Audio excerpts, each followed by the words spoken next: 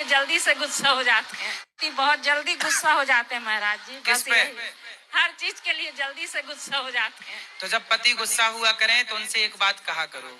जी। क्या? आप उनसे कहा करो, मिले हो तुम हमको बड़े नसीबों से। बस इतना कह दिया करो, गुस्सा छू मंतर।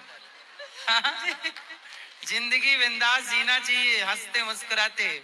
टेंशन लेने के नहीं, गुस्सा वाले को भी हंसाओ। जल्दी से गुस्सा हो जाते हैं, बहुत जल्दी गुस्सा हो जाते हैं महाराज जी। किस बस पे? यही, हर चीज के लिए जल्दी से गुस्सा हो जाते हैं। तो जब पति गुस्सा हुआ करें तो उनसे एक बात कहा करो। जी। क्या? आप उनसे कहा करो, मिले हो तुम हमको बड़े नसीबों से। बस इतना कह दिया करो, गुस्सा छू मंतर। जिंदगी बिंदास जीना चाहिए, हंसते मुस्कुराते। टेंशन लेने के नहीं, गुस्सा वाले को भी हंसाओ।